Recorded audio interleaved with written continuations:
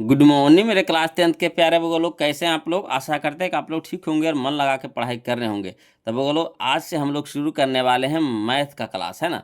Math का class वो लोग जिसमें हम लोग जानेंगे सबसे पहले इसके सिलेबस के बारे में, है ना। सिलेबस कहने का मतलब है कि इसमें कौन कौन सा चैप्टर पढ़ना है, कितना चैप्टर पढ़ना है, टोटल हम लोग जानकारी लेंगे वो लोग। तो इसमें टोटल आपको जो पढ़ना है ना, इस मैथ बुक में टोटल जो चैप्टर पढ़ना है आपको 15 चैप्टर पढ़ना है वो लोग, 15 चैप्टर।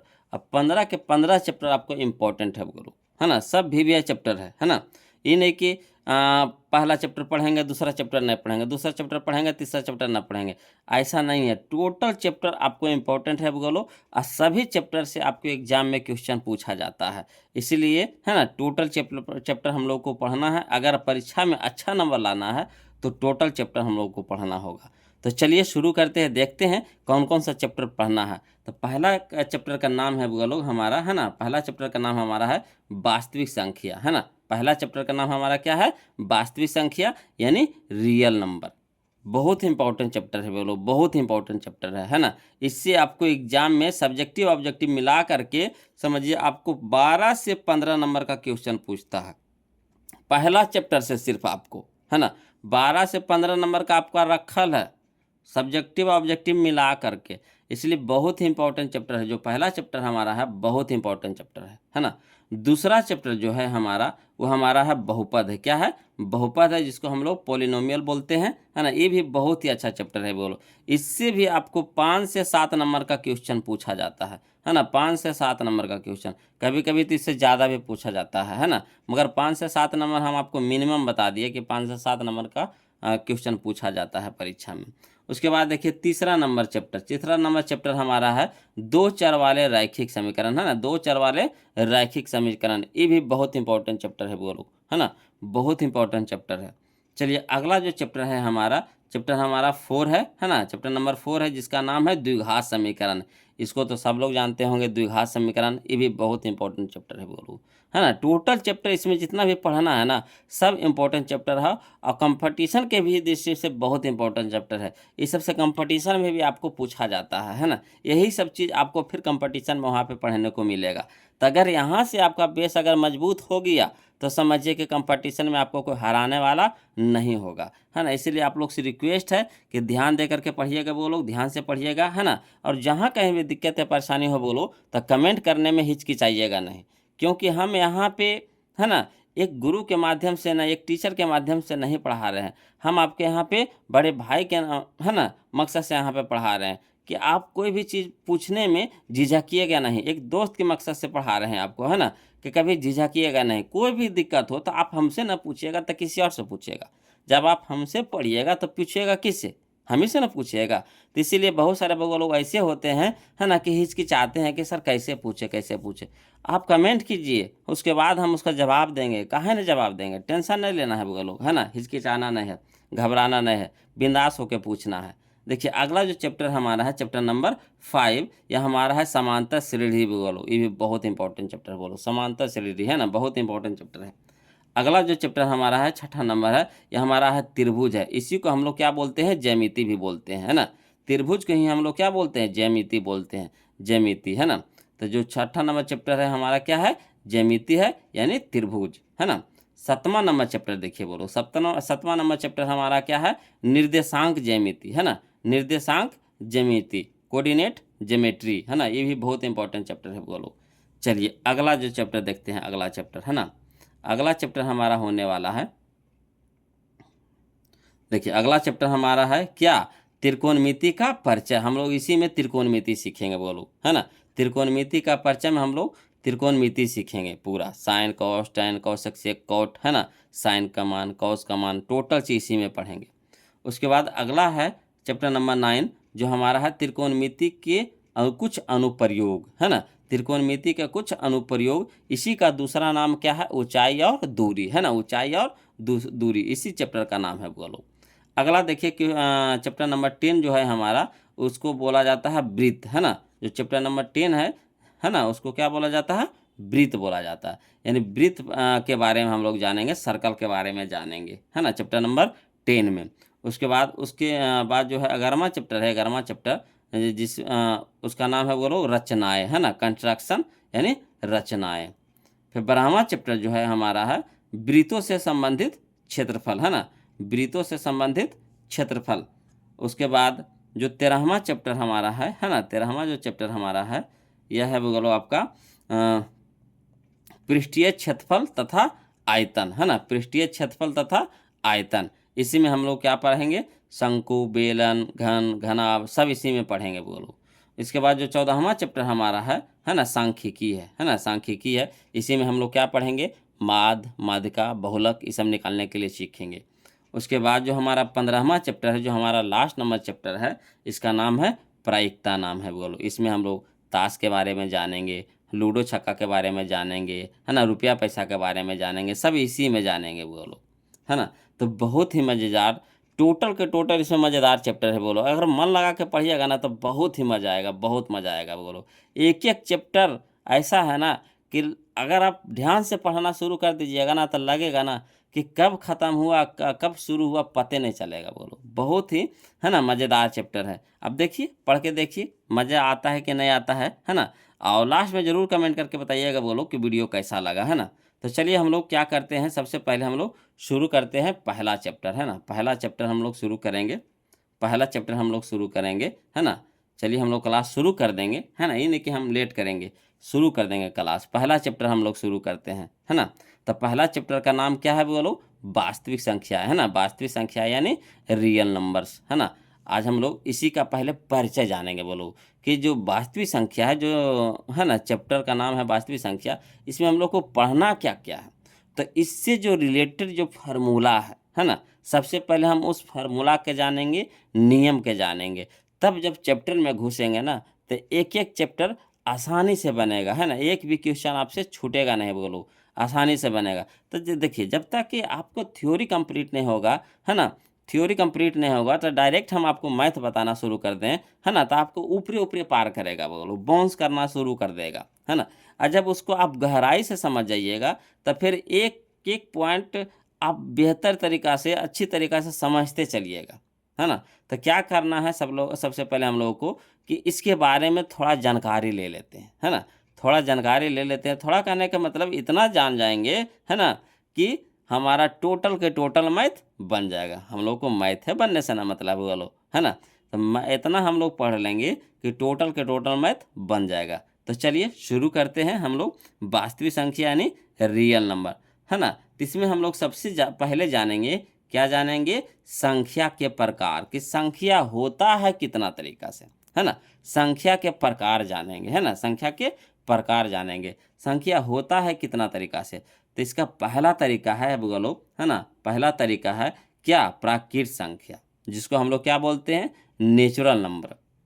पहला नंबर जो संख्या के प्रकार में पहला नंबर है वह हमारा क्या है, प्राकृत संख्या यानी नेचुरल नंबर।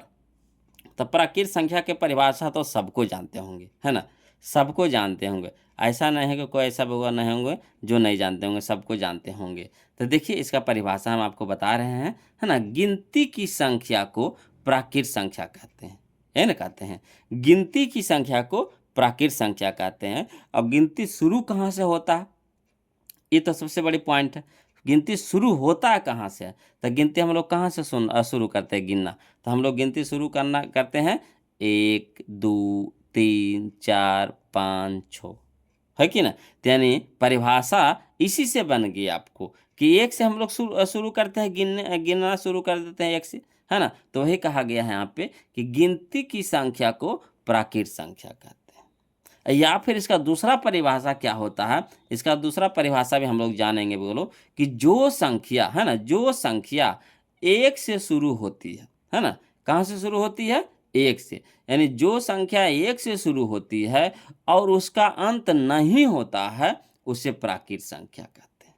आया समझ में बात को, कि कहाँ से शुरू करेंगे हम लोग, एक से शुरू करेंगे और उसका अंत होगा तो कहिएगा सर कहियो न होगा, कितनों गिनते रह जाइए आपका ज़िंदगी ख़त्म हो जाएगा मगर गिनती ख़त्म नहीं होगा, है ना। तो उसी को क्या बोलते हैं, प्राकृत संख्या, जो एक से शुरू होती है और उसका अंत नहीं होता है उसे प्राकृत संख्या कहते हैं। तो कहिएगा आए सर प्राकृत संख्या को हम लोग तो गिनेंगे, इतना इतना है कि गिन ही नहीं सकते हैं। तब बताइए इसको हम लोग सूचित कैसे करेंगे? तो इसको सूचित किया जाता है बोलो बड़की एन से, यानी कैपिटल एन से, यानी प्राकृत संख्या बड़की एन यानी कैपिटल एन द्वारा सूचित किया जाता है ना। एग्जाम्पल के तौर पे लिख सकते हैं कि एन बराबर है ना 1 2 3 4 5 6 है ना, इसी तरह से dot dot dot dot dot dot कहाँ तक के, तो इनफाइनाइट तक के, यानी अनंत तक के, है ना। ऐसे सुतल का 8, कैसे सुतल का 8 हम लोग बोलते हैं इसको, सुतल का 8, इनफाइनाइट बोलिए चाहे अनंत बोलिए। आया समझ में? कोई दिक्कत नहीं ना। अब यहीं से बोलो आपका ऑब्जेक्टिव बनना शुरू हो गया, है ना, यहीं से आपका ऑब्जेक्टिव बनना शुरू हो गया, है ना। और सब्जेक्टिव में भी आपको काम आएगा, ऑब्जेक्टिव में भी काम आएगा। टोटल हम आपको पढ़ा देंगे, वो लोग सब्जेक्टिव भी पढ़ाएंगे और ऑब्जेक्टिव भी पढ़ाएंगे, घबराना नहीं है। बस खाली आपको यही बताना है कि वीडियो कैसा लग रहा है, कमेंट करके यही बताइएगा, बस आपका यही करना है। और ज़्यादा हो तो वीडियो को लाइक कर दीजिएगा, और जो अभी तक चैनल को सब्सक्राइब नहीं किया है तो प्लीज़ चैनल को सब्सक्राइब कर दीजिएगा। अब देखिए ऑब्जेक्टिव कैसे बनेगा, तो कहेगा सबसे छोटी प्राकृत संख्या बताइए, या फिर निम्नलिखित में से सबसे छोटी प्राकृत संख्या कौन है। तो कौन होता है बोलो सबसे छोटी प्राकृत संख्या, तो सबसे छोटी प्राकृत संख्या 1 है, सबसे छोटी प्राकृत संख्या 1 है। और सबसे बड़ी प्राकृत संख्या कौन है, तो इनफाइनाइट है यानी अनंत है ना, इनफाइनाइट है यानी अनंत है। क्लियर? यहाँ से ऑब्जेक्टिव जो बनना था बन गया, यही वो ऑब्जेक्टिव इससे बनेगा लोग, है ना। एक बनेगा आपको कि सबसे छोटी है ना प्राकृत संख्या निम्नलिखित में कौन है, तो एक पे ऑप्शन टिक लगा दीजिएगा, और सबसे बड़ी प्राकृत संख्या कौन है, तो इनफाइनाइट पे टिक लगा दीजिएगा, यानी अनंत पे। क्लियर? कोई दिक्कत नहीं ना। अब चलिए हम लोग चलेंगे संख्या के दूसरा प्रकार की ओर, है ना, संख्या के दूसरा प्रकार की ओर। तो देखिए संख्या के दूसरा प्रकार कौन सा है, तो संख्या के दूसरा प्रकार है हमारा लोग पूर्ण संख्या, है ना। दूसरा प्रकार को हम लोग क्या बोलते हैं, पूर्ण संख्या बोलते हैं, यानी होल नंबर बोलते हैं, है ना। क्या बोलते हैं, पूर्ण संख्या यानी होल नंबर। तो देखिएगा बोलो इसका परिभाषा समझिएगा, है ना। कहता है जब शून्य यानी जीरो, है ना, जब शून्य यानी जीरो को प्राकृत संख्या के परिवार में मिला दिया जाता है, इस प्रकार बनी संख्या को पूर्ण संख्या कहते हैं। कोई दिक्कत है ना, कोई दिक्कत है नहीं ना जी। चलिए तो यही बात पे वीडियो को लाइक कर दीजिए, एगो अच्छा सा प्यारा सा दिल भेज दीजिए तब वो लोग, है ना। देखिए फिर से समझिए परिभाषा, कहता है जब शून्य यानी जीरो को प्राकृत संख्या के परिवार में मिला दिया जाता है, इस प्रकार बनी संख्या को पूर्ण संख्या कहते हैं। बोलो इसे डब्लू है ना द्वारा सूचित किया जाता है, बड़की डब्लू, बड़की कैपिटल कैपिटल है ना, कैपिटल डब्लू है ना, कैपिटल लेटर वाला बड़की डब्लू। क्लियर है ना। तो कहेगा पूर्ण संख्या शुरू कहाँ से होता है, तो लिख सकते हैं डब्लू बराबर क्या लिख सकते हैं, तो 0 1 2 3 4 5 6 इसी तरह से डॉट डॉट कहाँ तक के, अनंत तक के, यानी सुतल का 8 तक के, कहाँ तक के, सुतल का 8 तक के, यानी अनंत तक के, है ना। तो देखिए 1 से लेकर के अनंत तक गया, वो हमारा क्या हो गया, प्राकृत संख्या हो गया।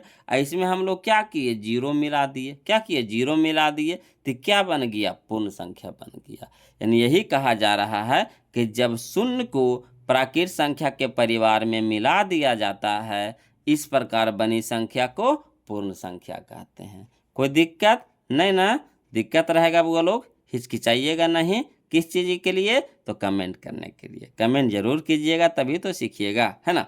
चलिए अब इसमें देखिए ऑब्जेक्टिव कैसे बनेगा बोलो, तो इसमें ऑब्जेक्टिव आपका बनेगा कि सबसे छोटी पूर्ण संख्या बताइए, है ना, यानी निम्नलिखित में सबसे छोटी पूर्ण संख्या कौन है।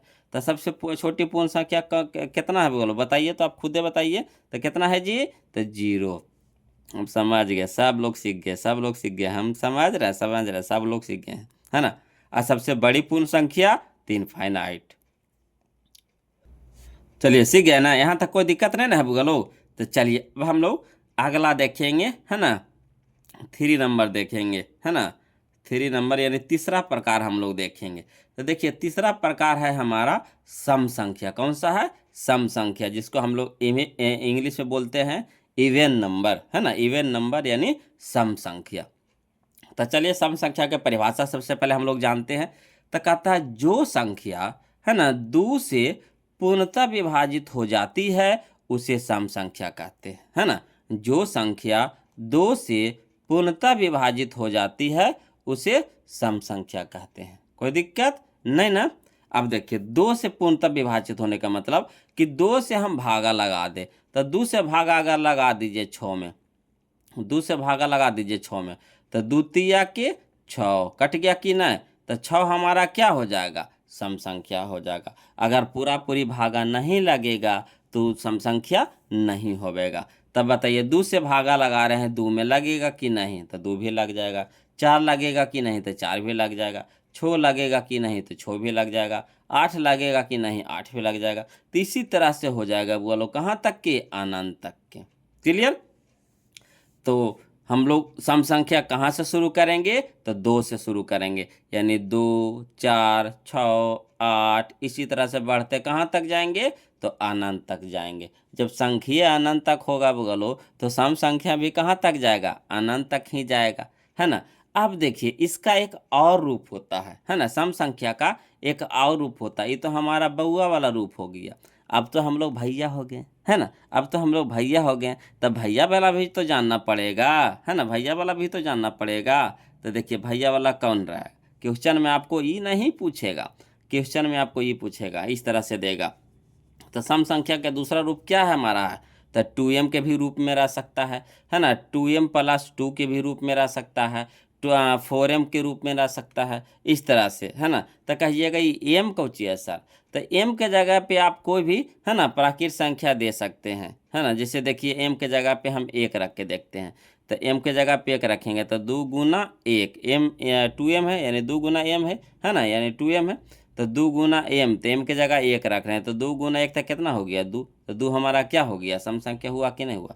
तो इस तरह से भी आपको दे सकता है। तो दोनों तरीका से याद रखिएगा, है ना। 2, 4, 6, 8 डॉट डॉट कहाँ तक के, अनंत तक के, या फिर 2m, 2m + 2, है ना, 4m, इस तरह से सम संख्या रह सकता है। क्लियर। अब देखिए ऑब्जेक्टिव कैसे बनेगा। तो ऑब्जेक्टिव बनेगा आपको, देखिए कहेगा कि सबसे छोटी सम संख्या निम्नलिखित में से कौन है, तो कौन हो जाएगा। तो सबसे छोटी सम संख्या होता है वो लोग हमारा 2 होता है, और सबसे बड़ी सम संख्या हमारा होगा इनफाइनाइट यानी अनंत होगा। क्लियर। अब चलिए हम लोग जानेंगे अब अगला विषम संख्या के बारे में, है ना। चौथा नंबर जो हमारा चौथा, है ना, संख्या का जो प्रकार है, चौथा नंबर कौन सा है, विषम संख्या है, यानी ऑड नंबर, है ना, ऑड नंबर। तो देखिए इसका परिभाषा भी हम लोग जानेंगे। तो देखिए इसका परिभाषा क्या कहता है कि जो संख्या, है ना, उसी का उल्टा कर दीजिए, सम का उल्टा कर दीजिए। तो जो संख्या 2 से पूर्णतः विभाजित नहीं होती है उसे विषम संख्या कहते हैं, है ना। जो संख्या 2 से पूर्णतः विभाजित नहीं होती है उसे विषम संख्या कहते हैं। क्लियर। अब देखिए तो इसमें शुरू कहाँ से होवेगा, तो इसमें शुरू होवेगा आपको 1 से शुरू होवेगा, फिर 3 होगा, फिर 5 होवेगा, फिर 7 होगा। ये सब देखिए आपको 2 से विभाजित नहीं होवेगा, 2 से भागा इस सब में नहीं लगेगा, और कहाँ तक जाएगा, तो अनंत तक जाएगा, है ना। इसका भी कहिएगा दूसर का रूपा है सर, तो हाँ इसका भी दूसर का रूपा है। तो कैसे रहेगा, तो इसका रहेगा देखिए कैसे, तो 2m + 1 के रूप में रहेगा, या फिर 4m + 1 के रूप में रहेगा। इस तरह से आपको विषम संख्या लिखा हुआ रहेगा। तो समझ जाइएगा ऐसे ये सब क्या है, विषम संख्या। अब कैसे समझिएगा, तो मान बैठा के देखिएगा। तो m के जगह पहले 1 रखिएगा, फिर 2 रखिएगा, फिर 3 रखिएगा, इस तरह से रख करके देखिए आपको रिजल्ट पता चल जाएगा। जैसे एक m के जगह 1 रखिएगा, तो 2 × 1 तक कितना, 2, और 2 और जोड़ 1 तक कितना, 3। तो 3 हमारा क्या है, विषम संख्या है ना। तो देखिए आया कि नहीं आया, इसमें भी आप रख सकते हैं। तो 4 × 1 तक कितना हो गया, 4, और 4 1 कितना हो गया, 5। तो 5 हमारा क्या है, विषम संख्या। अब देखिए ऑब्जेक्टिव कैसे बनता है इसका। तो ऑब्जेक्टिव में आपको पूछेगा कि सबसे छोटी विषम संख्या बताइए, है ना, या फिर सबसे छोटी निम्नलिखित में से विषम संख्या कौन है ना। तो किस में टिक लगाइएगा, तो 1 में, यानी सबसे छोटी विषम संख्या हमारा कितना होता है, 1। और सबसे बड़ी विषम संख्या कितना होगा बोलो, तो इनफाइनाइट यानी अनंत होगा। कोई दिक्कत नहीं ना। चलिए अगला देखते हैं। अगला प्रकार हम लोग देखते हैं कौन सा है जी, तो अगला प्रकार है हमारा कौन सा, तो 5वां नंबर है हमारा भाज्य संख्या, या फिर इसी का दूसरा नाम है यौगिक संख्या। भाज्य संख्या बोलिए चाहे यौगिक संख्या बोलिए, है ना, इसी को इंग्लिश में बोला जाता है कंपोजिट नंबर, है ना, कंपोजिट नंबर।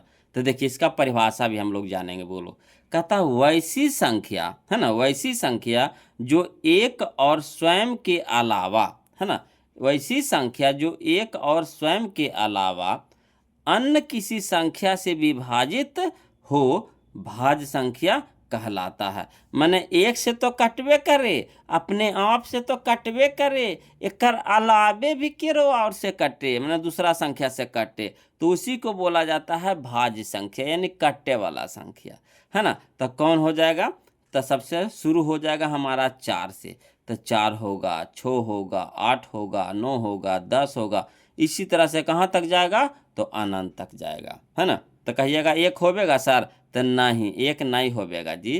कह रहा कौची, एक और स्वयं यानी अपने आप से कटे, इसके अलावा भी कटे। तो देखिए कहिएगा सर एक होगा, तो नहीं, एक तो खाली एक से न कटता है, तो होगा नहीं होवेगा। कहिएगा 2 होवेगा सर, तो देखिए 2 किससे किससे कटता है, तो 1 से कटेगा और 2 से कटेगा, और केरो से कटेगा, नहीं, तो ये भी नहीं होवेगा, है ना। 3 होगा सर, कहिएगा ना, ये भी नहीं होवेगा, काहे, तो देखिए 3 1 से कटता है और 3 से कटता है, इसके अलावा और कोई संख्या से कटता है, तो कहिएगा ना, तो ये भी नहीं होवेगा। 4 होवेगा, तो हाँ होवेगा। देखिए ये देखिए 4 1 से भी कटता है, 4 2 से भी कटता है, 4 4 से भी कटता है, तो 3 गो से कटा कि नहीं, तो 2 गो से नहीं, कम से कम 3 गो से कटना चाहिए, है ना। तो उसी को हम लोग क्या बोलेंगे, भाज्य संख्या बोलेंगे। कोई दिक्कत नहीं ना। तो कहाँ से शुरू होगा भाज्य संख्या जी, तो 4 से, तो 4 6 8 9 10, इसी तरह से डॉट डॉट डॉट कहाँ तक के, अनंत तक के जाएंगे। तो कहेगा कि बताइए तो सबसे छोटी भाज्य संख्या कौन है, तो कहिएगा 4 है जी, 4 है जी, 4 है जी, है ना। सबसे छोटी भाज्य संख्या कौन है जी, तो 4 है जी। और सबसे बड़ी भाज्य संख्या कौन है जी, तो 8 है जी। 8 कहते हैं, ये सुतलका 8 है जी, है ना, लग रहा है 8 है मगर कौन 8 है, तो सुतलका 8 है, यानी इनफाइनाइट इसको बोलेंगे, अनंत बोलेंगे, है ना, अनंत है। सबसे बड़ी भाज्य संख्या अनंत यानी इनफाइनाइट, और सबसे छोटी भाज्य संख्या 4। कोई दिक्कत नहीं ना। अब चलिए अगला हम लोग प्रकार देखेंगे, संख्या के अगला प्रकार देखेंगे। तो देखिए संख्या का अगला प्रकार है हमारा कौन सा, तो 6ठा नंबर है अभाज्य संख्या, या फिर इसी को बोला जाता है ऋण संख्या, है ना। अभाज्य संख्या या फिर ऋण संख्या, जिसको इंग्लिश में हम लोग बोलते हैं प्राइम नंबर। क्या बोलते हैं, प्राइम नंबर। क्लियर।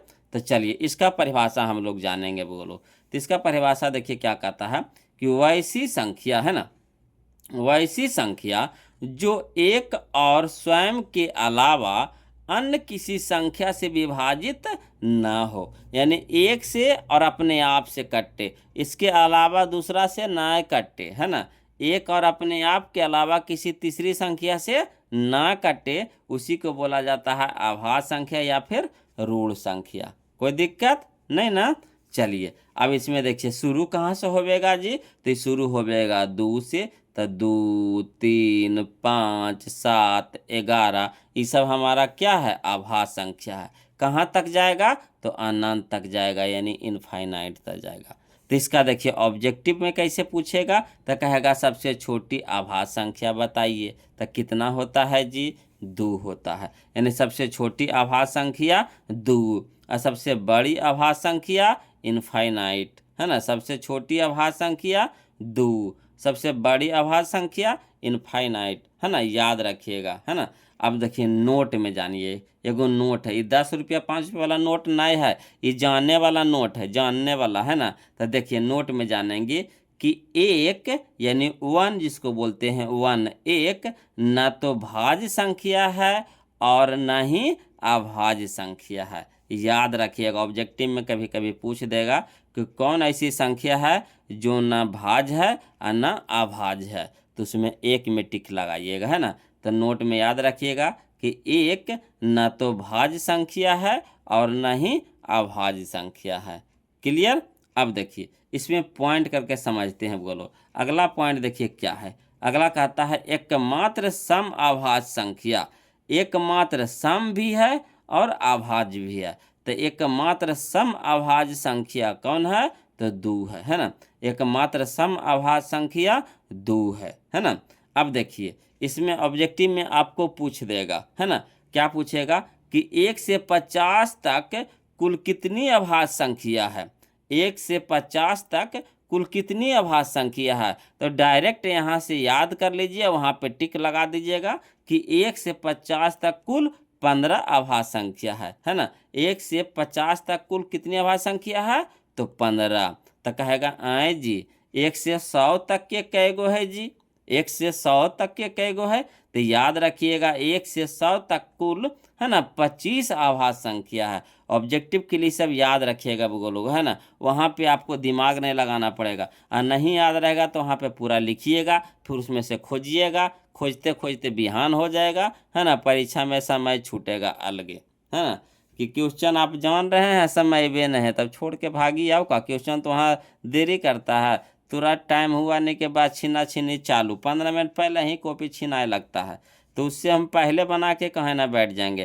तो यहीं से याद करते चलेंगे कि 1 से 50 तक में कुल कै गो अभाज्य संख्या? तो 15 गो। और 1 से 100 तक में कुल कै गो अभाज्य संख्या? तो 25 गो। क्लियर। चलिए अब अगला हम लोग जानेंगे, है ना। तो अगला जो है हमारा क्या है? 7वां नंबर है जो हमारा क्या है? तो 7वां नंबर जो है जो हमारा सह अभाज्य संख्या है ना। सह अभाज्य संख्या जिसको हम लोग बोलते हैं को प्राइम नंबर, है ना। को प्राइम नंबर। तो देखिएगा समझिएगा। बोलो कहता है वैसी दो संख्या, है ना, जिसका मासा यानी HCF 1 हो सह अभाज्य संख्या कहलाता है। याद हो गया। वैसी दो संख्या, वैसी दो संख्या, दो गो, है ना। वैसी दो संख्या जिसका मासा यानी HCF 1 हो सह अभाज्य संख्या कहलाता है। यानी जिसको मासा निकालेंगे और 1 निकल जाए तो सह अभाज्य संख्या होगा, है ना। तो आपको क्वेश्चन में देगा कि निम्नलिखित में से कौन सा युग्म सह अभाज्य संख्या है। निम्नलिखित में से कौन सा युग्म, युग्म होता है जोड़ा, है ना, कौन सा युग्म, है ना, सह अभाज्य संख्या है। तो वहाँ पे आपको मासा निकालना पड़ेगा। तो मासा कैसे निकालते हैं? तो देखिए यहाँ पे लिए हम कौन कौन संख्या? तो 2 और 3 लिए हैं, ये हमारा क्या है? सह अभाज्य संख्या है। 5 और 6 लिए हैं, ये भी हमारा क्या है? सह अभाज्य संख्या है। देखिए कैसे। तो देखिए पहला वाला चलिए, तो 2 से, है ना, भागा लगाइए। किस में? 3 में। मासा निकालने में क्या करते हैं? भागे ना लगाते हैं।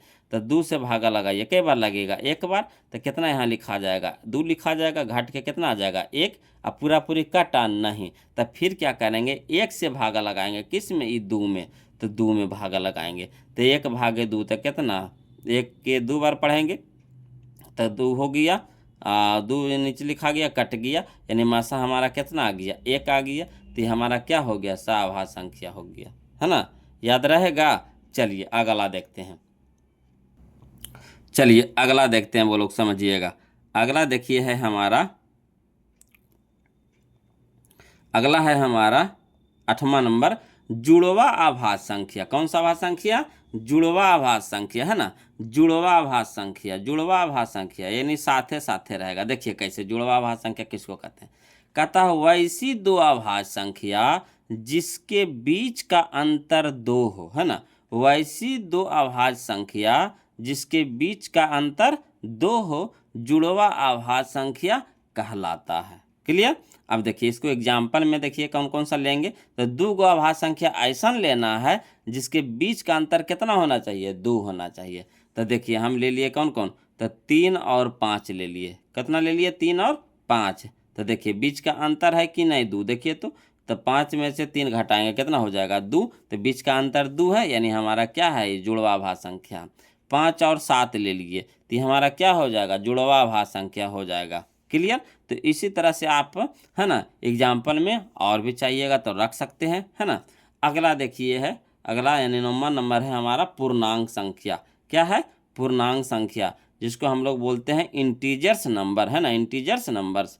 तो देखिए इसका परिभाषा हम लोग जानेंगे। तो इसका परिभाषा देखिए क्या कहता है कि जब धनात्मक संख्याएं ऋणात्मक संख्याएं और शून्य को आपस में मिलाया जाता है तो इस प्रकार बनी संख्या को पूर्णांक संख्या कहते हैं। क्लियर? जब धनात्मक संख्या, ऋणात्मक संख्या और शून्य को आपस में मिलाया जाता है तो इस प्रकार बनी संख्या को पूर्णांक संख्या कहते हैं। क्लियर? आज हो गया परिभाषा। अब देखिए इसमें थोड़ा सा पॉइंट समझ लीजिए कि पूर्णांक संख्या को जर्मन भाषा में जहलीन, है ना, जहलीन कहा जाता है। पूर्णांक संख्या को जर्मन भाषा में जहलीन कहा जाता है ना, जिसका अर्थ होता है गिनना। जिसका अर्थ क्या होता है? गिनना। पूर्णांक संख्या का मतलब क्या होता है? गिनना। कहाँ? तो जर्मन भाषा में, है ना, जर्मन भाषा में। जर्मन भाषा में इसको क्या बोला जाता है? जहलीन। और जहलीन का मतलब क्या होता है? गिनना। इसीलिए पूर्णांक संख्या को आई या फिर जिड द्वारा सूचित किया जाता है ना। पूर्णांक संख्या को किससे किससे? तो आई से भी सूचित किया जाता है और जेड से भी सूचित किया जाता है। तो काहे किया जाता है जेड से? तो वही यहाँ पे बता दिए हम आपको। क्लियर? तो लिख सकते हैं आई या जेड बराबर, है ना, क्या? तो पहले ऋणात्मक संख्या, तो ऋणात्मक संख्या हम ले लिए, जैसे -3, -2, -1। फिर ले लिए धनात्मक संख्या, है ना, धनात्मक संख्या इधर है, धनात्मक संख्या ले लिए, ऋणात्मक संख्या ले लिए और जीरो के ले लिए। अब सबको आपस में मिला दिए तो ये हमारा पूरा क्या बन गया? ये पूरा बन गया पूर्णांक संख्या बन गया। यानी धनात्मक संख्या, ऋणात्मक संख्या और शून्य को आपस में मिला दिया जाता है तो इस प्रकार बनी संख्या को क्या कहा जाता है? पूर्णांक संख्या कहा जाता है। क्लियर? अब चलिए अगला देखते हैं। हम समझते चलना है बोलो। और जहाँ कहीं भी थोड़ा सा भी दिक्कत या परेशानी हो न, प्लीज़ कमेंट कीजिएगा, प्लीज़ शर्माइएगा नहीं, है ना। इतना तो प्लीज़ करते हैं जी, बताइए इतना कौन प्लीज़ प्लीज़ करेगा? कोई करेगा नहीं ना। लेकिन हम प्लीज़ बोलो, कमेंट जरूर कीजिएगा ना, प्लीज़ जी प्लीज़, है ना। तो अगला देखिए क्या है ना, 10 नंबर देखिए हमारा क्या है? परिमेय संख्या है। बोलो क्या है? परिमेय संख्या, जिसको हम इंग्लिश में बोलते हैं रेशनल नंबर्स, है ना, रेशनल नंबर्स। तो देखिए इसका परिभाषा हम लोग जानेंगे। इसका परिभाषा क्या है कि जो संख्या p/q के रूप में हो, जो संख्या p/q के रूप में हो, है ना, और ब्रैकेट में लिख दीजिएगा p/q, जहाँ q नॉट इक्वल टू 0, यानी q के जगह पे 0 नहीं होना चाहिए, q की जगह पे 0 नहीं होना चाहिए। अगर 0 से भागा देंगे कोई भी संख्या में तो 0 ना बना देता है जी, है ना। तो परिमेय संख्या रहेगा नहीं ना, वो तो खत्म ना हो जाएगा। तो वही है ना कि चलिए जहाँ पे q के जगह पर क्या 0 नहीं रहना चाहिए, तथा है ना p और q पूर्णांक संख्या होता हो, यानी p और q की जगह पे कौन सी संख्या हो? पूर्णांक संख्या हो, यानी माइनस में रह सकता है या फिर प्लस में रह सकता है। क्लियर? यानी उसी को ना कहते हैं पूर्णांक संख्या, अभी ना पढ़े, है ना। तो पूर्णांक संख्या में हो उसे परिमेय संख्या कहते हैं, है ना। इसे किससे द्वारा? इसे p द्वारा सूचित किया जाता है। किससे? p द्वारा सूचित किया जाता है ना। तो कैसा रहेगा? तो p/q के रूप में रहेगा। तो जैसे एग्जाम्पल में हम लोग लिख सकते हैं, क्या लिख सकते हैं? तो 0 लिख सकते हैं, इधर 1, 2, 2/3, 4/5, ये तो धनात्मक में ले लिए। इस तरह से ऋणात्मक में ले सकते हैं, -1, -2, -3, -3/2, -4/5। इस तरह से बहुत सारा आप ले सकते हैं। अनंत है जी, अनंत है। आपको जितना इच्छा है उतना लिखिए, एकदम भर भर के रखिए एकदम से, है ना। हम तो यहाँ पे समझाने के लिए आपको अपना हिसाब से लिख दिए हैं, है ना। अगला देखिए नोट, इसमें समझते हैं बोलो। नोट, है ना, नोट बहुत ही ज़रूरी होता है बोलो। बिना नोट के काम चलेगा? बताइए आप ही। बिना नोट के काम चलेगा? तो जब जिंदगी में नहीं चलेगा बिना नोट के काम, तो पढ़ाई में भी बिना नोट के काम नहीं चलेगा। तो देखिए नोट का क्या काम है जी, है ना। कहता है परिमेय संख्या हमेशा मानक रूप या सरलतम रूप या फिर छोटा से छोटा रूप में रहता है। यानी परिमेय संख्या हमेशा एकदम सबसे छोटे रूप में रहेगा। छोटे रूप कहे के मतलब समझे कि वो अब कटेगा नहीं, एकदम लास्ट चरण में वो कटल रहेगा। ऊपर नीचे जब उसको काटिएगा तो कटवे नहीं करेगा, वो लास्ट चरण में कटल रहेगा। वही परिमेय संख्या होता है ना। यहाँ पे फिर लिख दिए हैं कि परिमेय संख्या के अंश और हर में उभयनिष्ठ गुणनखंड नहीं होनी चाहिए, है ना। अब यहाँ पे देखिए एग्जाम्पल दे करके हम आपको समझा रहे हैं, यहाँ पे समझिएगा। कहता है 15/25, 15/25। तो बताइए 15/25 क्या है? तो 15/25 परिमेय संख्या है? तो कहिएगा नहीं है सर, काहे? तो ये मानक रूप में नहीं है, तो यही चीज़ यहाँ पे लिख दिए कि यह परिमेय संख्या नहीं है क्योंकि यह मानक रूप में नहीं है। तो कैसे नहीं है? तो देखिए कट जाएगा, 5 के 15 पापा चे 25, तो कट गया ना जी। तो होगा नहीं होवेगा, तो मानक रूप में है नहीं है, तो परिमेय संख्या होगा नहीं होवेगा।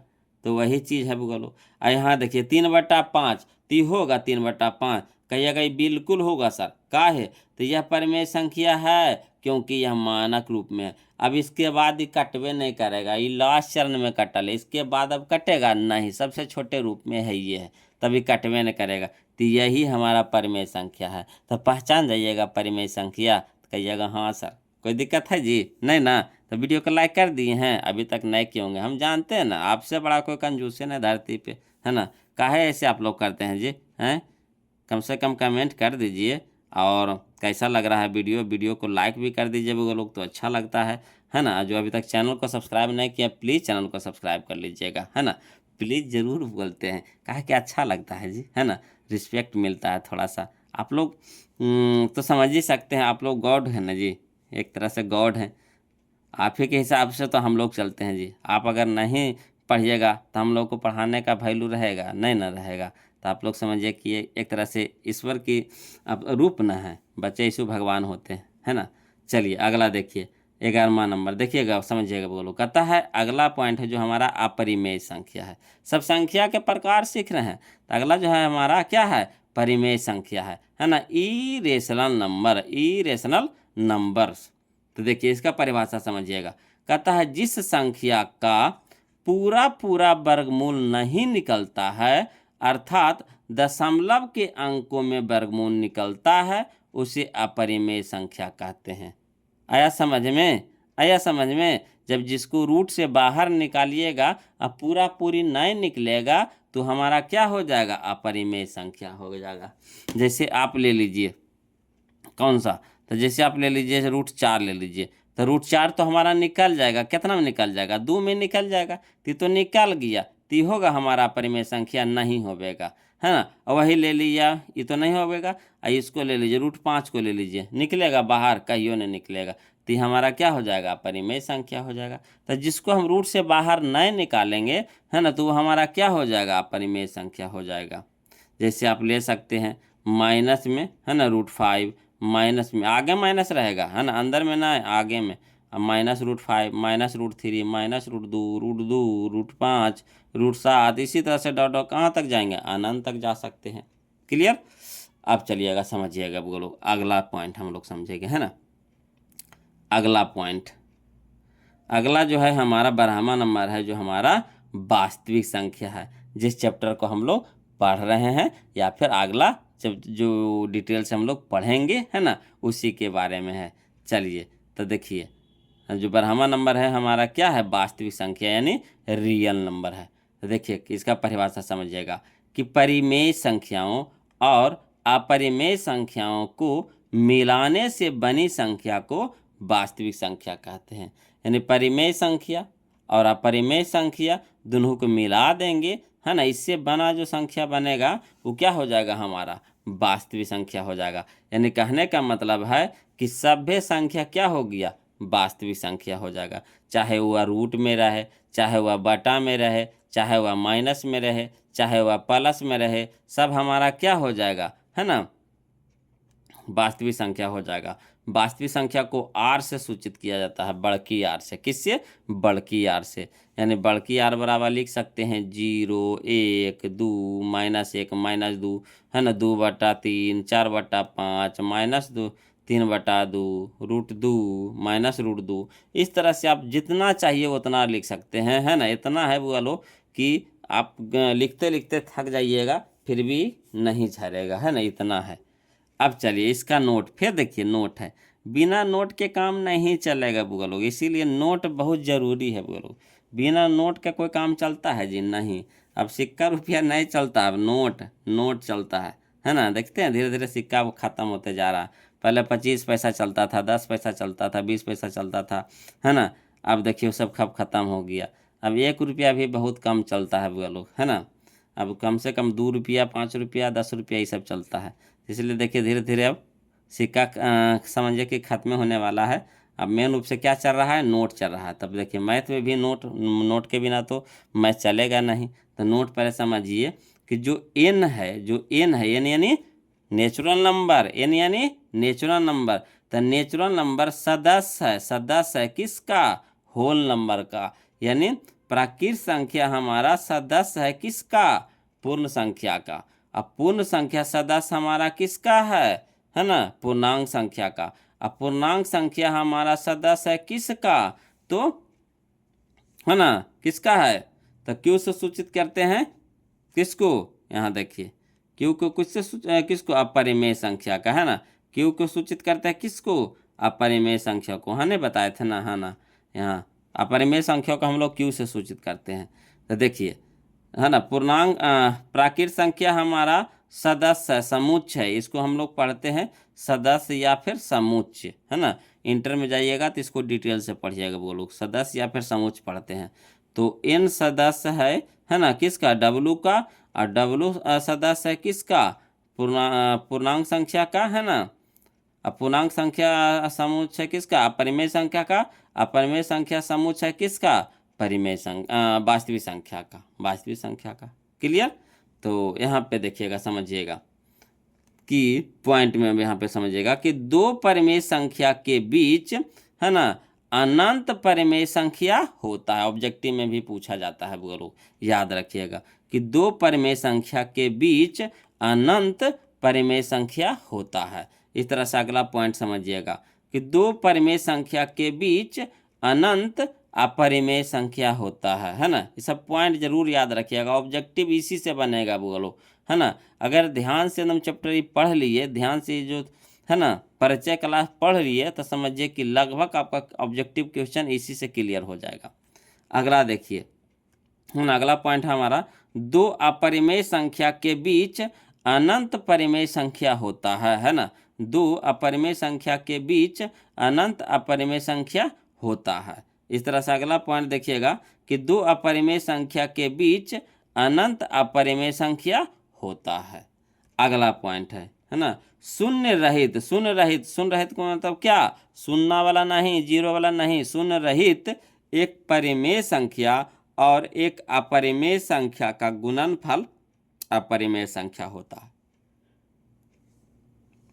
आया समझ में। शून्य रहित यानी बिना शून्य वाला, अगर शून्य वाला रहेगा, जीरो रहेगा, तो क्या हो जाएगा, जीरो ना बना देगा सबको, है ना। तो ना, शून्य रहित एक परिमेय संख्या और एक अपरिमेय संख्या का गुणनफल अपरिमेय संख्या होता है। जैसे मान लीजिए कि शून्य रहित हम एगो परिमेय संख्या ले लिए, तो परिमेय संख्या हम 2 ले लिए, ठीक, और एगो अपरिमेय संख्या हम √5 ले लिए। तो दोनों को गुना कर दिए, तो ये हमारा क्या बन गया, 2√5 बन गया, हमारा अपरिमेय संख्या बन गया। तो याद रहेगा, है ना। तो इस तरह से परिमेय संख्या और अपरिमेय संख्या को जब गुना करेंगे, तो इसका जो गुणनफल होगा हमारा क्या हो जाएगा, अपरिमेय संख्या हो जाएगा। क्लियर। अब चलिए अगला पॉइंट समझते हैं, है ना, ध्यान देते चलिएगा बोलो। अगला देखिए, अब रेकरिंग वाला भी क्वेश्चन आपको ऑब्जेक्टिव में पूछता है, बोलो रेकरिंग वाला, है ना, या फिर ऑब्जेक्टिव हो चाहे सब्जेक्टिव हो, रेकरिंग वाला, है ना, पूछता है। तो देखिए इसका रेकरिंग वाले संख्या को P/Q के रूप में व्यक्त करना, इस तरह से देगा आपको, है ना, P/Q के रूप में व्यक्त करने के लिए देगा। तो देखिए कैसे व्यक्त करिएगा। तो पहला नंबर में हम आपको सिखाए हैं क्या, कि 0.4 पर रेकरिंग है ना, 0.4 पर रेकरिंग है। तो कुछ नहीं करना है, पहले जो अंक है ना वो लोग, जो अंक है ना उसको लिख दीजिए। तो दशमलव के बाद कितना अंक है, तो 4 है। दशमलव के बाद एन, दशमलव के बाद यानी एन। तो दशमलव के बाद देखिए कितना अंक है, एगो अंक है, तो कौन है, तो 4 है, तो 4 को लिख दीजिए। अब देखिए 4 पर है ना 4 पर रेकरिंग है, 4 पर रेकरिंग है, तो 4 पर रेकरिंग है। तो देखिए दशमलव के बाद यहाँ समझिएगा फिर से, दशमलव के बाद कई अंक पे रेकरिंग, एक अंक पे रेकरिंग, तो एगो बटानो। क्लियर। दशमलव के बाद जो अंक रहेगा पहले क्या करेंगे, उसको लिख देंगे। समझिएगा, फिर से समझिएगा, बोलो कितना है हमारा 0.4 है, 0.4 पर रेकरिंग है। इसको हम लोग क्या करना है, P/Q के रूप में लिखना है। तो जो अंक आपको नज़र आ रहा है उसको लिख दीजिए। तो कौन नज़र आ रहा है आपको, तो 4 नज़र आ रहा है, तो 4 पहले लिख दीजिए, बटा लगा दीजिए, है ना। अब दशमलव के बाद इधर देखना है कि दशमलव के बाद कई अंक पे रेकरिंग है। तो 1 अंक पे रेकरिंग है। कई अंक पे रेकरिंग है, 1 अंक पे, खाली 4 पन्ना है तो 1 अंक पे रेकरिंग है, तो 1/9 लगा दीजिए, 1/9। यही हमारा हो गया 4/9। इसी तरह से देखिए अगला दूसरा नंबर समझिएगा, कहता है 0.44 पर रेकरिंग, 0.44 पर रेकरिंग। तो यहाँ देखिए जो अंक है उसको पहले लिख दीजिए। तो कितना अंक है लिखल, तो 4 है, तो 4 है 44 है, तो 44 पहले लिख देंगे, बटा। दशमलव के बाद देखिए कई अंक पे रेकरिंग है, तो 2 अंक पे रेकरिंग है। दशमलव के बाद कई अंक पे रेकरिंग है, 2 अंक पे रेकरिंग है, तो 2/9। यहाँ देखिए गलती लिखा गया है बोलो, है ना, 4 हो जाएगा। कितना हो जाएगा, 4 हो जाएगा, है ना, है ना, आया समझ में, है ना। तो जितना अंक पर रेकरिंग रहेगा उतना बट्टा 9 हो जाएगा, तो 2/9 हो जाएगा।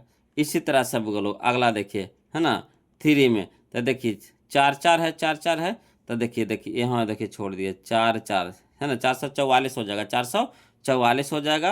और कई अंक पे रेकरिंग है दशमलव के बाद, तो 3 अंक पे रेकरिंग है, तो 3/9 हो जाएगा, 3/9 हो जाएगा। कोई दिक्कत, टाइपिंग मिस्टेक हो गया वो लोग थोड़ा सा, है ना, इस सब के लिए ध्यान नहीं दीजिएगा, छोटा छोटा चीज़ है, हो जाता है, कभी कभी मिस्टेक हो जाता है टाइपिंग में, है ना। यहाँ तक कोई दिक्कत नहीं ना है। चलिए अगला पॉइंट समझते हैं, ध्यान दीजिएगा। अगला पॉइंट में देखिएगा बोलो, अगला पॉइंट में है हमारा यूक्लिड विभाजन एल्गोरिथ्म, है ना, यूक्लिड विभाजन एल्गोरिथ्म। तो चलिए इसके बारे में थोड़ा सा जानते हैं, यूक्लिड विभाजन एल्गोरिथ्म के बारे में जानते हैं। तो जानेंगे कि यूक्लिड विभाजन एल्गोरिथ्म से 2 या 2 से अधिक संख्याओं का मासा यानी HCF ज्ञात किया जाता है। यूक्लिड विभाजन एल्गोरिथ्म से क्या ज्ञात किया जाता है जी, है ना। तो इससे क्या होता है कि जब 2 या 2 से अधिक संख्या रहता है ना, तो उसका मासा यानी HCF ज्ञात किया जाता है। यानी इसका क्या एक फार्मूला बनता है बोलो, है ना, यूक्लिड विभाजन का एक फार्मूला बनता है, कौन सा, तो भाज्य बराबर, है ना, भाज्य बराबर भाजक गुने भागफल प्लस शेषफल। भाज्य बराबर भाजक गुने भागफल प्लस शेषफल। भाज्य को हम लोग सूचित करते हैं A से, भाजक को हम लोग सूचित करते हैं B से, भागफल को हम लोग सूचित करते हैं Q से, और प्लस शेषफल को सूचित करते हैं R से। यानी याद रखिएगा A बराबर BQ प्लस R, A बराबर BQ प्लस R, ये फार्मूला याद रखिएगा। A बराबर BQ प्लस या R, या फिर भाज्य बराबर भाजक गुने भागफल प्लस शेषफल, है ना। जहाँ है ना R है जो क्या है, 0 से बड़ा बराबर है, R जो हमारा क्या है 0 से बड़ा बराबर है, मगर B से कौची है, छोटा है। R होता है जो क्या होता है 0 से बड़ा बराबर होता है, लेकिन B से क्या होता है, छोटा होता है, याद रखिएगा, है ना। यानी R 0 से बड़ा बराबर है, लेकिन B से कौची है, छोटा है। अब देखिए एक और स्टार है बोलो, एक और स्टार है, इसको भी समझ जाइए, है ना। ये फार्मूला है, याद रखिएगा, पहली संख्या गुने दूसरी संख्या बराबर मासा गुने लसा, है ना। पहली संख्या गुना दूसरी संख्या बराबर मासा गुने लसा। ये सब फार्मूला आपको याद कर लीजिएगा, काहे कि क्वेश्चन में आने वाला है वो लोग, है ना। अगला वीडियो में हम चैप्टर शुरू कर देंगे इसका, है ना, उसमें आप देखिएगा टोटल फार्मूला आने वाला है। इसलिए आप लोग से रिक्वेस्ट है, ये सब को क्या कीजिए, एकदम याद कर लीजिए, अच्छी तरह से समझ लीजिए। जहाँ कहीं भी दिक्कत है परेशानी होता है तो कमेंट करके पूछ लीजिए वो लोग, फिर से हम इसको समझा देंगे, है ना। ऐसे तो है ना बहुत बेहतर तरीक़ा से यहाँ पे लिखा गया है, समझ सकते हैं आप। एक बार 2 बार नहीं समझ में आता है तो फिर कमेंट कीजिए। तो इसको याद रखिएगा, पहली संख्या गुने दूसरी संख्या बराबर मासा गुने लासा। इसी में क्या करेगा कि, है ना, पहली संख्या पूछ देगा, पहली संख्या बराबर बताइए। तो पहली संख्या बराबर क्या हो जाएगा, मासा गुने लासा, मासा गुने लासा। अब बटा में क्या हो जाएगा, पहली संख्या, ये बटा में चल जाएगा, गुना वाला भागा में चल जाएगा। तो पहली संख्या बराबर हो जाएगा मासा गुने लासा बटा दूसरी संख्या। अगर दूसरी संख्या के बारे में पूछ दिया तब, दूसरी संख्या के बारे में पूछ दिया तब तो दूसरी संख्या बराबर वही हो जाएगा मासा गुने लासा, मासा गुने लासा, अब बटा में पहली संख्या, बटा में क्या हो जाएगा पहली संख्या, ये बटा में हो जाएगा। इसी तरह से कभी पूछ देगा मासा बराबर बताइए, तो लासा को क्या कर देंगे इधर भागा में ले आएंगे। अगर लासा को पूछ दिया तो मासा को इधर भागा में ले आएंगे। इस तरह से आप 4 फार्मूला इससे बना सकते हैं। क्या फार्मूला? 4 फार्मूला। क्लियर? एक बार पहली संख्या उपटी जाएगा, एक बार दूसरी संख्या उपटी जाएगा, एक बार पहले मासा इधर आएगा, एक बार कुछ हो जाएगा लासा इधर आएगा। इस तरह से आप बना सकते हैं। 4 फार्मूला बनेगा, एक फार्मूला से 4 फार्मूला, है ना। यहाँ पे हम मेन फार्मूला यहाँ पे लिख दिए हैं बोलो। अब 4 फार्मूला बनाना आपका काम है ना। चलिए अगला देखिए, समझिएगा, इसको याद रखिएगा। ऑब्जेक्टिव के रूप में सब आता है बोलो। नोट है, नोट जानवे करते हैं कितना खतरनाक होता है, और नोट के बिना काम नहीं होता है। इसलिए नोट को क्या कर लीजिएगा, तुम याद कर लीजिएगा। देखिए याद रखिएगा, पहला पॉइंट में देखिए क्या है कि 2 लगातार प्राकृत संख्या के मासा कितना होता है जी, तो 1 होता है जी, है ना। 2 लगातार प्राकृत संख्या के मासा कितना होता है जी, 1 होता है जी। बताइए याद रहेगा ना बगलो। 2 लगातार प्राकृत संख्या का मासा कितना होता है बगलो, तो 1 होता है। याद रहेगा ना। चलिए अगला पॉइंट समझते हैं। कहता है 2 लगातार सम संख्या के मासा बताइए, है ना। 2 लगातार सम संख्या के मासा कितना होता है जी, तो 2 होता है। कितना होता है, 2 होता है। याद रहेगा ना। चलिए अगला देखते हैं। अगला पॉइंट है हमारा कि 2 लगातार विषम संख्या के मासा कितना होता है बगलो, तो 1 होता है ना। 2 लगातार विषम संख्या के मासा 1 होता है। अगला देखिए बोलो, अगला पॉइंट है, सब जरूरी याद रखिएगा। इसी पे तुम पूरा समझिए, ऑब्जेक्टिव आपका क्लियर होने वाला है बोलो। चलिए अगला पॉइंट ध्यान दीजिएगा, समझिएगा। देखिए अगला पॉइंट है हमारा, ये तो हो गया। अगला देखिए पॉइंट है कि यदि ए तथा बी, यदि ए तथा बी 2 अभाज्य संख्या है, यदि ए तथा बी 2 अभाज्य संख्या है तो उनका लासा बराबर, है ना। तो लासा क्या हो जाता है, तो अभाज्य संख्या तो कटता नहीं है ना, कटेगा नहीं, तो गुना हो जाता है। बोलो क्या हो जाता है, गुना सा हो जाता है। तो ए तथा बी दोनों अभाज्य संख्या है, तो ए गुना बी हो जाएगा, यानी दोनों क्या हो जाएगा, गुना हो जाएगा।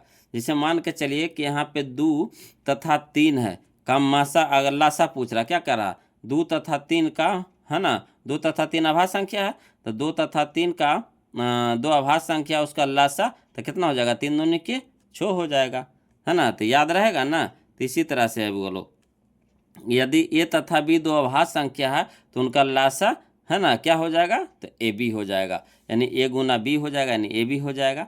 अगला पॉइंट देखिए, याद रखिएगा बोलो, कहता किसी, है ना, संख्या का इकाई अंक, यदि किसी संख्या का इकाई अंक 0 पर तभी समाप्त होगी जब उस संख्या की अभाज्य गुणनखंड में 2 तथा 5 दोनों हो, है ना। 2 तथा 5 दोनों, ये सब पॉइंट याद रखिएगा। कहेगा इकाई स्थान 0 पर समाप्त होगा, है ना। निम्नलिखित क्या इस तरह से दे देगा, क्या छो, है ना, का इकाई स्थान 0 पर समाप्त होगा, तो नहीं होगा। काहे, जब इसको अभाज्य गुणनखंड तोड़िएगा तो कितना आएगा, 2 गुना 3 आएगा, 2 गुना 3 आएगा।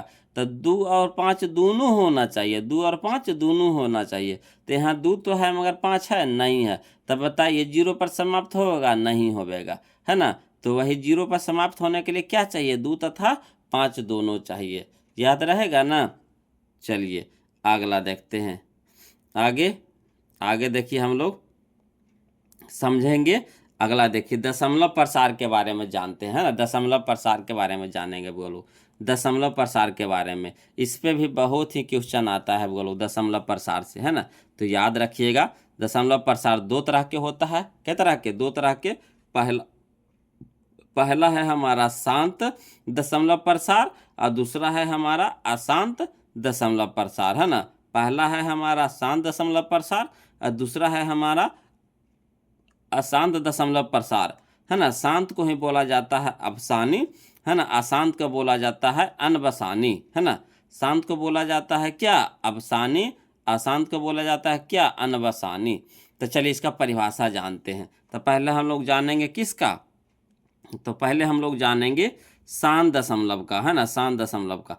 तो कहता है किसी भिन्न के हर के गुणनखंड करने पर, है ना, किसी भिन्न के हर के गुणनखंड करने पर यदि उसमें केवल 2, 5 या फिर दोनों ही गुणनखंड के रूप में आते हैं तो वह शांत दशमलव होता है। आया समझ में? देखिए, जब भिन्न आप लिख रहे हैं तो भिन्न में ऊपर होता है अंश, ऊपर होता है अंश, है ना, और नीचे होता है हर। जैसे आप P/Q ले लिए तो P हमारा क्या हो गया? अंश हो गया, और Q हमारा क्या हो गया? हर हो गया। क्लियर? या फिर आप लिख लीजिए 3/5, 3/8 ले लीजिए, 3/8, तो 3 हमारा क्या हो गया? अंश हो गया, और 8 हमारा क्या हो गया? हर हो गया। तो हर से हमको मतलब है, किससे हमको मतलब है? हर से। हमको 3 से मतलब नहीं है, हमको किससे मतलब है? हर से मतलब है। तो क्या कहता है? किसी भिन्न के हर के गुणनफल में, हर के गुणनफल में यानी 8 के गुणनफल में, हर के गुणनफल में यानी 8 के गुणनफल में, है ना, यदि उसमें केवल 2 आ जाए या तो 5 आ जाए या फिर दोनों ही गुणनफल के रूप में आते हैं, वह शांत दशमलव होता है। यानी इसको गुणनखंड तोड़ेंगे तो 8 का गुणनखंड तोड़िए तो कितना से लगाएंगे? 2 से लगाएंगे तो कितना हो गया? 4, फिर 2 से लगाएंगे तो कितना हो गया? 2। यानी कहने का मतलब देखिए खाली 2 आ रहा है, यानी 2 पे पावर 3 लिख सकते हैं, 2 पर पावर 3 लिख सकते हैं।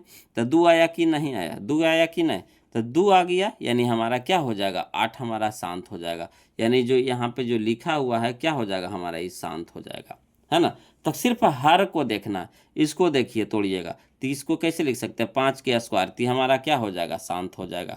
इसको देखिए कैसे हो जाएगा, तो 2 गुने 5 लिख सकते हैं कि नहीं? 10 को, तो 2 और 5 आया, दोनों आ गया, तो हमारा क्या हो जाएगा? शांत हो जाएगा। क्लियर? तो इस तरह से आप याद रख सकते हैं। अगला देखिए, अगला है हमारा क्या? अशांत अनबसानी, अशांत दशमलव प्रसार, है ना। दूसरा नंबर क्या है? अशांत दशमलव प्रसार। इसको बोलते हैं अनबसानी, अनबसानी, है ना। तो देखिए इसको कैसे पहचान करेंगे?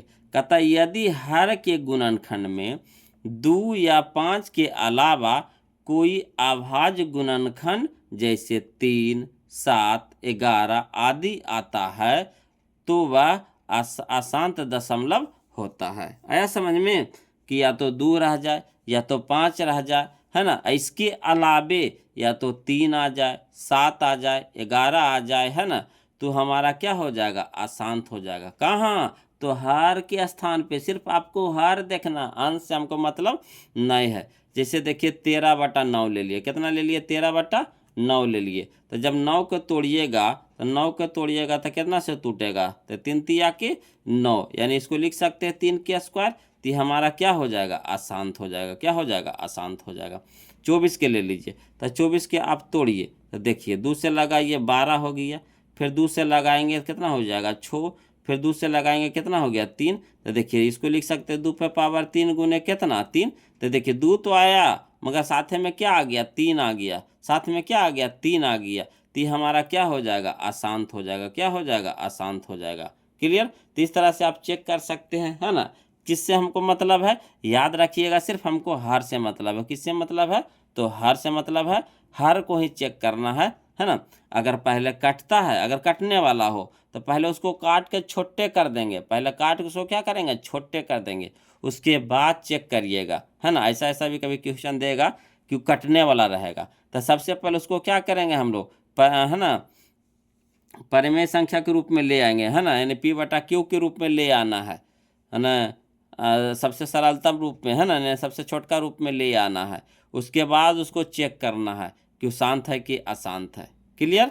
अब चलिए फिर है वो लोग नोट है, फिर है नोट। नोट तो जरूरी है वो लोग, बिना नोट के काम नहीं चलेगा, बिना नोट के काम नहीं चलेगा। तो नोट तो बहुत ज़रूरी है, समझिए वो लोग। अब इसमें यूज होने वाला फार्मूला है, इसको याद रखिएगा वो लोग।